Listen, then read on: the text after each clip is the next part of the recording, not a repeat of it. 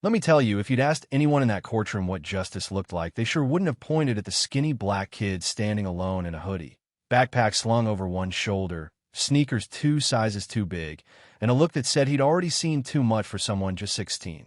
I mean, most folks barely glanced at him, just assumed he was another stubborn teen wasting everybody's time, especially Judge Judith Halbert, queen of the bench for over 20 years, who was already eyeing the clock before Malik Turner even spoke his name into the mic. But let me tell you, this wasn't any ordinary morning, and Malik wasn't any ordinary defendant.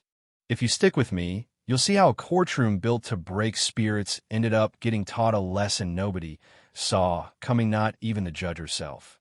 So yeah, as soon as the bailiff called the case State of Georgia versus Malik Turner, everything went stone quiet, like the whole building sucked in its breath.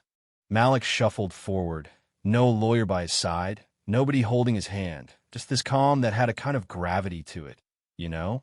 Judge Halbert, white hair sharp as her tongue, didn't even bother hiding her annoyance. "Where's your attorney, Mr. Turner?" she barked. "Don't have one, Your Honor," Malik answered, and right away you could feel her patience wearing thin. "That's not an answer," she snapped. But he stood his ground, polite, steady. Said he asked for a public defender, never got one. The judge rolled her eyes, then motioned to the prosecutor, Paul Dalton now. If you've ever seen a man so sure of his own power, he practically leaks arrogance. That's Dalton. He stood, voice booming, already painting Malik as the ringleader of chaos, a troublemaker who endangered the learning environment with his defiant protest. What was the big crime? Malik had organized a sit-in after the school painted over a mural of his late father, a civil rights lawyer whose name they tried to erase from the school's history. All he did was stand there with a sign, refusing to leave until someone explained why their story got wiped out without warning. But none of that mattered to Dalton. To him, this was cut and dry.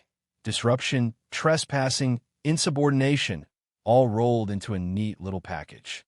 Halbert grilled Malik, voice clipped, asking why he thought his behavior was acceptable. And for a second, Malik's hands tightened around his backpack. He didn't want to know why his father's memory didn't matter, why their stories could be erased so easily with no questions asked. But the judge wasn't having it, told him this was a courtroom, not a philosophy class. Dalton smirked. Facts, not feelings. But Malik, bless him, never lost his calm. I just stood there like I'm standing here now. Didn't yell, didn't touch anyone. I just wanted to be heard. Judge Halbert's gavel snapped down hard. "You will not interrupt this court again." It was around, then you could feel the whole room shifting. A teacher in the back squirmed. A reporter scribbled faster. People started realizing, hey, maybe there's more going on here than some punk kid acting out. Judge Halbert, stone-faced, gave him a choice: wait for a court-appointed attorney or go ahead and represent himself, but warned him she wouldn't tolerate any grandstanding. Malik nodded, eyes never leaving hers. And in that moment, you knew he wasn't just waiting for a break, was waiting for the right moment to make himself heard, the way his father had taught him. Now, while the lawyers yammered on, Malik just sat, quiet and still, watching the system twist words like it always does. But inside, he was replaying the nights spent at the kitchen table, his dad explaining the law, not his theory, but his armor, the only shield a black boy might ever get in a world that wants him small and silent. He remembered the stories, the warnings, and that one line his father whispered: "Don't fight with fists when you can outthink the system. That's what they never expect us." And just like that, the past and present collided. Malik, the kid everyone underestimated, quietly taking stock of a courtroom built to swallow kids like him whole. They'd already erased his father's mural. Now, they wanted to erase his voice. Finally, when the judge asked if he understood why he was there, Malik nodded. Then he asked, so soft you'd miss it if you weren't listening, "May I speak, Your Honor?" Judge Halbert, as icy as ever, shot him down. This court does not need lessons from a teenager. If you'd been there, you'd have felt that slap-nose shouting, just a cold dismissal. But Malik, he didn't break. He didn't beg. He just looked at her, steady, patient, eyes that said, "I see you, and I won't forget this." As Dalton continued his speech, repeating the same accusations. The words, "Justice begins with truth," the ones from his father's mural, hung heavy in the air. The judge tried to keep things moving, but you could tell her armor was cracking. Malik sat, silent but not defeated, and waited. Then came the twist. Just as Dalton tried to finish him off, Malik unzipped his backpack. The room froze. He placed a fat folder of documents on the table: witness statements, legal references, meeting minutes, the whole 9 yards. Dalton scoffed, called it performative. Malik didn't flinch. "My age doesn't disqualify facts," he said, calm as you like. The judge refused to admit the folder as evidence, but Malik just nodded.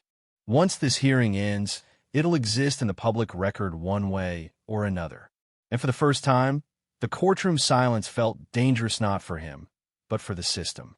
Then, when the judge tried to shut him down one last time, Malik cut in, respectful, but with a quiet power that filled the room. "With all due respect, I haven't had the chance to make my position clear." Dalton rolled his eyes, muttered about kids, quoting the Constitution. Malik didn't let it go. He told the story of Tinker v. Des Moines students protesting the Vietnam War, Supreme Court saying they didn't shed their rights at the schoolhouse gate, and Barnett, 1943, no authority can force you to salute what you don't believe in. "You told me this courtroom isn't a classroom," Malik said, voice low but steady. "But if law can't be learned here, how do you expect it to be respected anywhere?" You could see something shift in Judge Halbert's face, just for a second. The mask slipped. She didn't say a word as Malik finished, just stared, stunned. And for the first time, the power in the room belonged not to the bench, but to the boy. No applause, no gasps, just the kind of quiet you get when a storm's passed through and left the world a little different. In the back, reporter Lena Bryant was watching.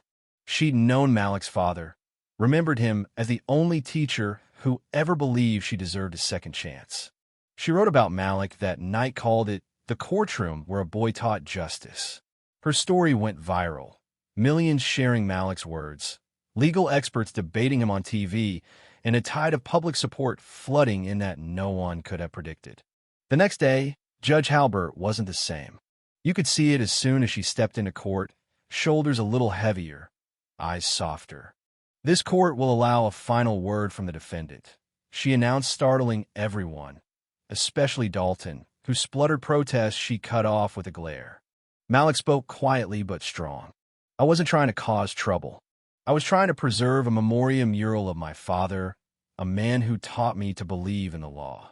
He talked about staying silent when they painted over the mural, refusing to move because he needed them to see that erasing a name doesn't erase its meaning. He didn't rant. He didn't cry.